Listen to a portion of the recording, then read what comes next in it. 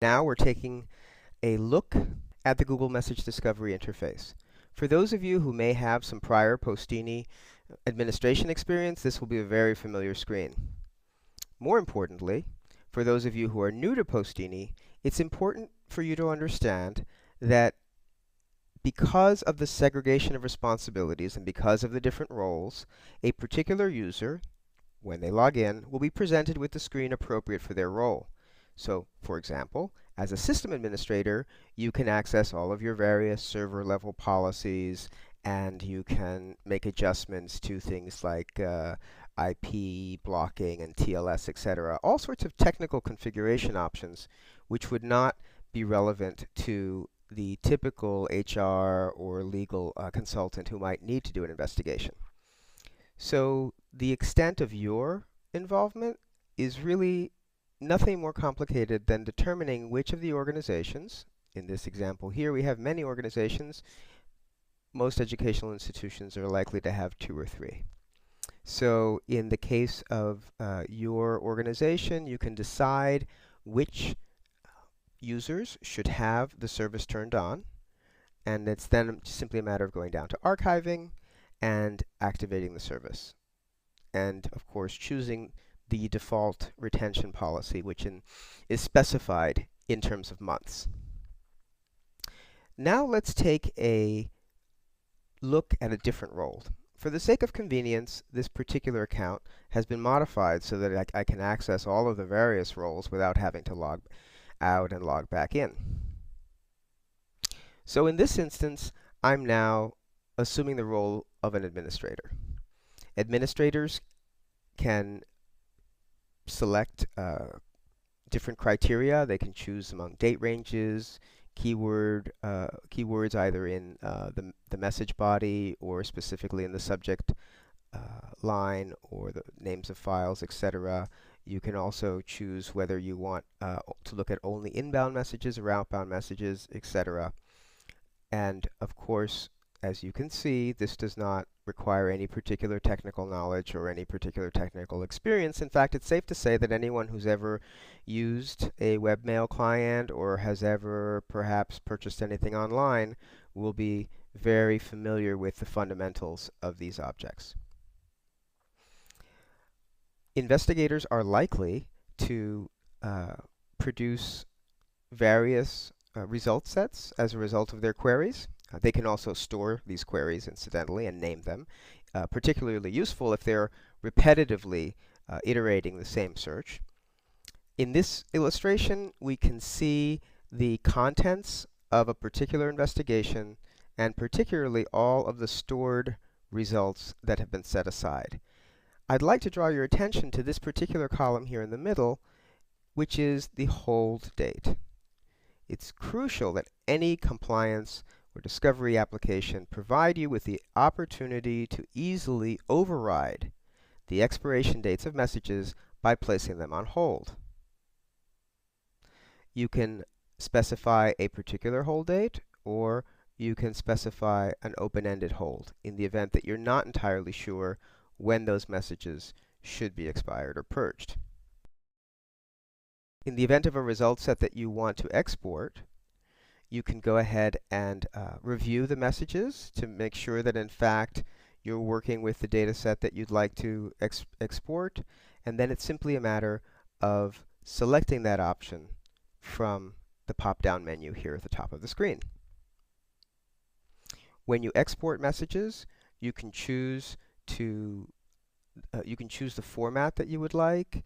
You can choose the, for example, PST files, incidentally, are commonly used in a Windows Exchange-oriented environment.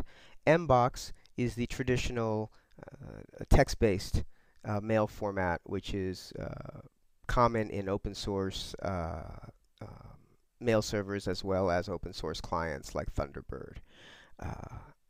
And so you can name the job. You can password protect it if you want to make sure that the message is not compromised or tampered with in transit. In other words, after you burn it to a DVD. And in the event, this is a very important option, in the event that the result set were very large, you could have the service automatically fragment the job into smaller zip files, which you can then reassemble at your destination's application. Once you export these files, you'll see that you can set them aside in the event that you need to download them. If there's a problem with your download, you can easily access them again. They'll be queued for you and held as a courtesy for a week.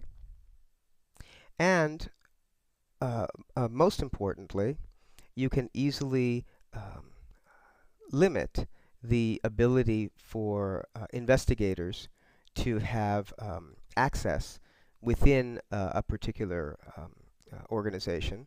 You can limit them to groups of users. So if in general administrators may be responsible for reviewing the messages of students and faculty, there may be some set, perhaps a contractor or some outside investigator who might need to come in, and you would like to then constrain their access to only those users who are subject to that particular investigation.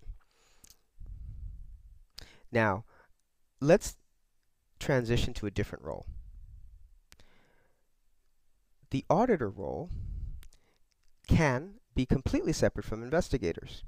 This gives you the benefit of being able to have an external party or perhaps a supervisor come in and review all of the activity that has taken place for a particular archive. Keep in mind that this particular role does not have the ability to perform searches or queries. The only access that they have is to the summaries of the activity that has taken place. So the service provides you the flexibility of establishing that as a separate responsibility. And when you review the activity, not only can you see the type of event that took place, but also some metadata around that to help you better understand the context of that activity. In these illustrations, you can see, for example, that in the event of a search, we display the search criteria and the date range. In the event of an access, in other words, where someone has actually reviewed the contents of a particular message, we'll display some additional information about that message, and you can even move sideways, if you will, through the activity by looking at all of the other investigators who may have looked at that particular message. So this gives you a very comprehensive supervisory role.